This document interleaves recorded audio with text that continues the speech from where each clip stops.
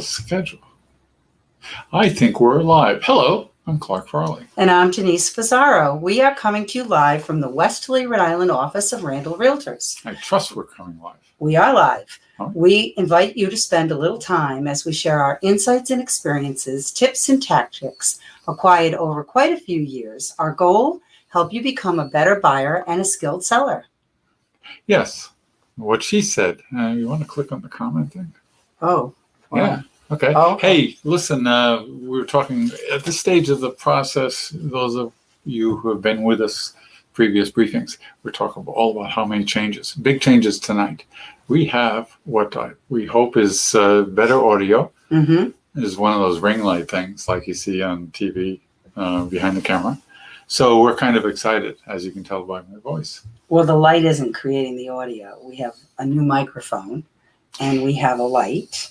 And we have a new program that is allowing us to come Facebook Live and YouTube Live now. We're live all so over you can the place. find us, all of our briefings live on Facebook and YouTube. You do like the script, don't you? What? You're going to the script about yes and follow us on. I was going to go there. Yes. Go. So follow us on YouTube, subscribe, and you're going to see so much more now. And also Instagram. What do you do on Instagram, Clark? Instagram, I try my best to put up photos of where in South County are we. Mm-hmm. Are we? So come on Instagram and check it out. It's all landmarks or something that should be recognizable in South County. If you're paying attention. And try to let us know where you think it is. Yes, in South County. In South County. Okay. Somebody comment. Yeah. We got a comment. Sound is great. Thank you, Martha Jean.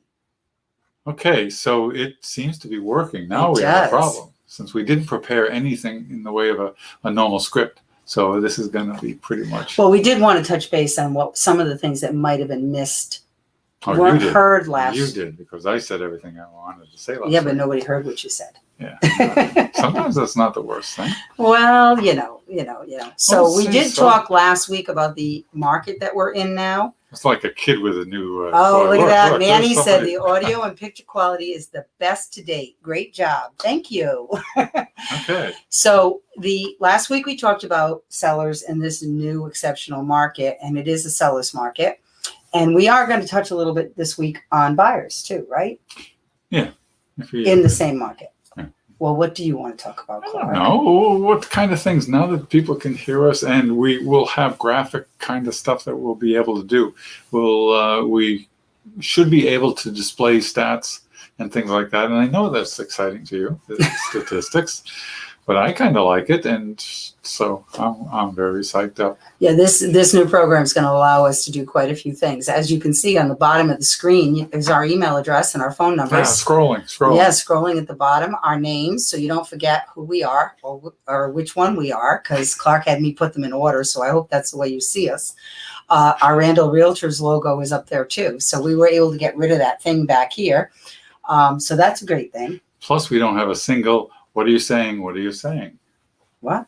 Comments. Oh, yeah. Nobody's saying, nobody is asking us to repeat it or telling us they can't hear us.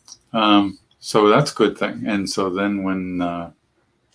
But this is all supposed to be about real estate, Clark. It is. So this is about real estate. This is kind of exciting for us, and it took us a little bit. Come on. But we do need to talk about the current market. Okay. All right. So sellers. We'll briefly go back over what you may have missed last week. So the seller's market, we are recommending that you have a real estate agent come in to tell you what your home's worth. Don't go on some of the websites that give you estimates of what it's worth, because those aren't as up to date or as knowledgeable as your realtor can be. We're also advising you to get a home inspection yourself before you put the house on the market. Why would we advise that, Clark? That's part of the strategy to deal with what we're seeing with buyers. Buyers are kind of cranked up on the urgency. So you're getting bids that are very high, and you're ending up with people who bid maybe more than they would have otherwise in a different market. And then when they come out of the ether, as we say, they're facing an inspection, and sometimes they're saying, oh my God, I didn't know this house needed this much work. Being a seller and being able to document what repairs might be needed isn't just for the buyers. Actually, it's not really for the buyers because they're going to do an inspection anyway.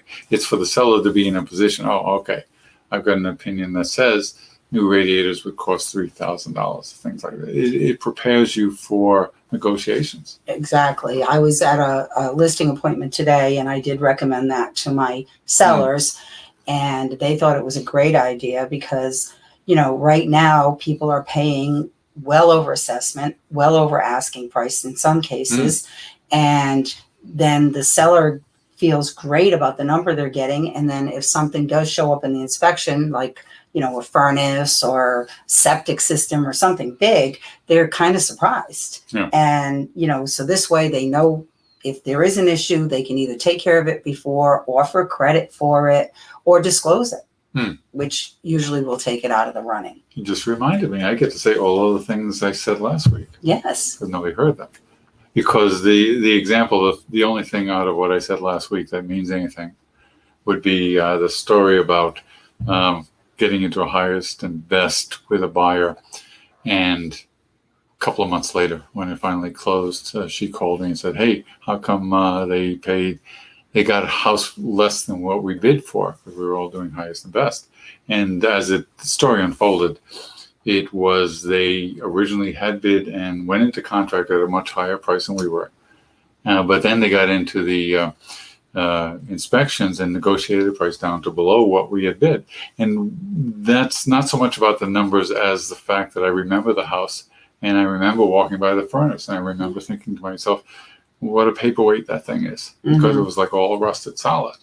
A regular buyer under regular conditions would probably note that. Yeah, everybody's rushing through things now, and sometimes those things get missed. But that's true. And the same thing kind of happens with appraisals right now. And I'm not suggesting that a seller have an appraisal, but if your buyer is getting a mortgage, the house has to appraise. Now, FHA just came out with a new ruling right now. If the appraisal comes in below the selling price, the seller has to reduce the price, or FHA will not give the money. Okay. So that it takes out the part that sometimes buyers who had enough of a down payment would pay the difference. But FHA, just today I heard about that they came out with that. And the thing is that once that appraisal goes through FHA, if that buyer walks away and another FHA buyer comes in, that is the appraisal they're going to use, the same appraisal. So those are things that you have to consider in this crazy market, not only as a seller, but as a buyer. Well, that's what we were talking about this afternoon, getting ready for all of this, is that the bottom line is whether you're a buyer or seller, get yourself a good agent, because a good agent on a listing side will help you anticipate who the buyers are. So if you're in the market where the most likely buyer is a first-time buyer and therefore a FHA, then that insight will be worth it there, because then you can plan, you can look at the condition of the house, but that whole business of the appraisal coming in, if it came in short, you want to know everything that you can ahead of time with that. So get a good agent. Well, I think an experienced agent also helps you with when you're looking at a house. And, in this market, again, people are rushing through houses when they're looking at them because there's 5 more people waiting to get in the door. And so I think having a good agent, at least I do, we tend to slow down the viewing process a little bit. I remind people to look under the sink to make sure they don't see any signs of a leak, and look at some of the things that could be deal breakers for them. In the long run. So, in the case of the furnace, had you said something to them, they may still have done the same thing because everybody was rushing around. Well, and it wasn't even just rushing. It's that emphasis on urgency that and now, hey, we're back and forth between buyers and sellers. If you're the seller, you want 15-minute showings with a long line of cars. Because it's one thing to tell the buying public, hey, everybody wants to buy this house. A entirely different matter to see it.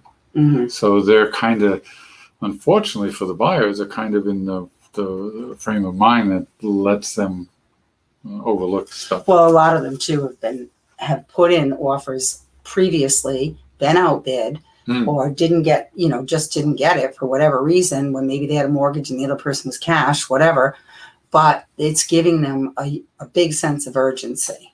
Yeah, and then taking a breather, and it's not realistic to say that, okay, you can tell all the buyers in the world, chill, don't get caught up in it. But no, it's not going to happen. No, really, it's the supply is that one low. time you tell them to chill is the time that house that they really want is there, and they might have got it. So you can't really say that. No, it's not our jobs to advise. No, and some people are in a position. I have a couple of people that are living with their kids right now because they sold their houses and they don't have a place to move to. So, I mean, for some people, there is urgency there on top of the fact that the market has so little inventory. So if you're a buyer, there are some things that you can do to make your offer a little bit, more enticing to a seller. One thing I like to do is call the listing agent and ask them, what does the seller need besides price? What time do they need to close? Do they need to find a house? Do they need to close in 30 days, or do they want to wait till the end of the summer? What do they need that I can use to make my offer more attractive? Is a large deposit important to the buyer, to the seller? I recently had a multiple offer situation that came down very close, and one of the factors was a much larger deposit. And it's just a number, but it makes a difference. That's an interesting point, because then this is where we're back onto buyers' tips. The buyers, we always talk about the team of buyer gatherers. And among that team, first is the agent, of course, but then there's the financing person. Because what we're hearing now are discussions and negotiations about, well, if we come up short, you, the buyer, had better be prepared to pay the difference. Now, FHA notwithstanding. So then it becomes a question of, okay, if you have enough money to make a larger versus a smaller down payment, maybe you need to reserve part of it to compensate for any shortfall in the appraisal. Right. So that's where you're having an advisor on the mortgage side. And it's all about the specialist. Having that person early on, it's really important. Yeah, it's really important. And usually your realtor can give you information on some good lenders in the area that they've worked with that can handle this kind of situation. Or maybe you have a banker that you trust. But you want to get those people before you even see a house. Absolutely. If you can do it, you should, because it's interviewing. You're not paying the money, but you're interviewing them for their ability to communicate in a way that you're comfortable with. And the other thing that we're doing in some cases is an escalation clause. And we talked about this a little bit last week from the seller side. No, not an elevator clause, an escalation clause. Escalator. I'm sorry, my bad. The escalation clause typically will say, I will pay so much money more than your highest offer up to a certain amount of money. So let's say, for example, the house is $100,000. You do an escalation clause of $1,000 up to $125,000. Well, isn't that $1,000 more than the next? If somebody comes in higher, you go $1,000 over them. Over them, right? So somebody else offered 110. Now your offer is 111, and you'll go up to 125 if offers keep going up there. $1,000 escalation clauses are not working right now. I am seeing and hearing from other agents that it should be at least $2,500. And firstborn child. It's the way it is. I mean, if two people have an escalation clause, they start to trigger each other out. Which, note to new buyers out there, the form does account for accountability in the process. So don't be concerned that they can take the offer and sit down at the dinner table that night and say, kids, do I hear $2,500 more? Are required to document. They are required to document. And if you're the one that's offer has been documented for that, you can request that they block out your names and address. It isn't mandatory. which I think it should be, but it isn't mandatory. I have done it once, and I did block out the names and address of the buyer. I've had a couple of occasions where we haven't asked for it, but I would expect both parties, the seller and the buyer, to be aware that it's not that you don't trust the total stranger that you're buying a house from, but to be able to document the fact that there was a greater offer. Yeah. Because somebody else, now another person in your team, you've got an attorney in your team, they're going to be asking questions like that. Absolutely, especially if you get like nuts about it and because you lost out. And, you know, you want to find out what went on. So absolutely need to have your team in place. As we have said in almost every single one of our briefings, it's really important. It really is. Yeah. And it just makes life less stressful. It's another theme of ours. Yes, it is. Stress reduction. Yeah. So buyers, one of the reasons we have such low inventory too is sellers are in the same boat as you. They're in a house and they're going to move, but they have to find a place to move too. And so a lot of sellers are holding off putting their houses on the market because the inventory is low. So it's that there's nothing really we can do to solve that except try to find alternatives for sellers to do instead of maybe moving to another house, like the sellers that I have that are living with their children. Or summertime's coming. Maybe if you have an RV, you can move in the RV for the summer while you look for a house. You know, it's hard. It's really hard right now. I get it why sellers are nervous about putting their houses on the market if they don't have anywhere to go in the interim. Yeah, I heard it. I was talking to another agent today, and same kind of conversation. He had a seller who had the house, and the seller said, "Hey, Rick, what can I do with this house? I know the top dollar is being gotten now, and the idea is you need a place to get to. So if you can work out that piece of it, chances are no one knows where the peak is on this market, but it's not going down, at least today. So, so if you can work out a place to go to and sell it for the money and wait it out to buy. I was talking to, when I was at my listing appointment today, I was talking to them and I said, you know, if someone's getting a mortgage, right now mortgages are taking a while, so you may have 60 days. But if someone comes in with a nice cash offer and says they want to close in 30 days, you need to have a plan.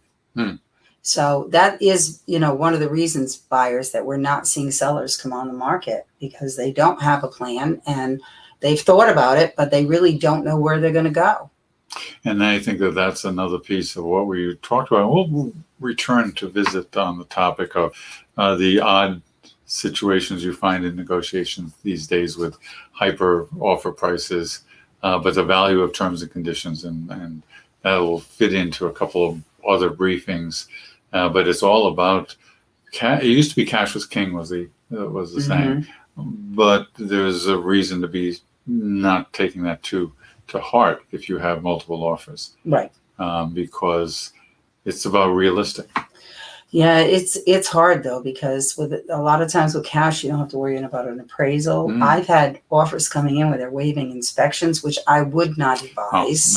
No. Especially if you're a first-time home buyer. If you go into a house and you say, "Oh, I'm going to rip out the kitchen, I'm going to do this," then maybe you're already planning on major renovations. Maybe that's okay, but waiving inspections is dangerous. It really is. But that's a good example of what this level of urgency in the buyer's mentality is doing. It's getting them to do things that wouldn't otherwise be reasonable. That you wouldn't do that in a if someone market. Puts an offer in, a cash offer, and waives inspections, and you have a mortgage without, no, but I'm saying, you know, as a buyer, you're probably not going to get that house if you have an offer that does have inspections compared. I mean, the truth be told is the seller is excited when you waive inspections. So, you know, you almost want to have an inspector with you when you're looking at the house, which you can't do. I mean, inspectors don't do that, but no. It would be nice if they did. But having a person not directly involved, how are we doing on time? We are at 19:34. You mean we have like 27 seconds? No, we have, yes. I'm less than that now. 26 so seconds. We did really good.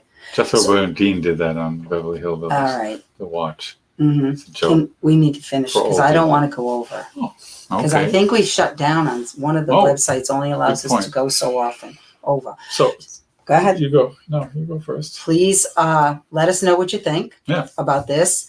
Oh, Phyllis said it's nice to hear both of you. Thanks, Phyllis. And Thanks. let us know what you think. Yeah. And follow us on YouTube. Subscribe. Please subscribe. Instagram, Facebook, Twitter. And come join us again next week. What day next week are we doing, Clark? I think I'd like to do Thursdays. You want to go one back more to Thursday. Thursdays? No, Okay. continue the Thursdays for Okay. a little longer. Thanks, Martha. Thanks, Manny, for the And Phyllis. commentation. And Phyllis, that's been pretty cool. Yes, it is. So we will see you next Thursday, 5:30 here, Facebook and YouTube live. That is live. Thanks a lot for joining us. Ta. Bye-bye.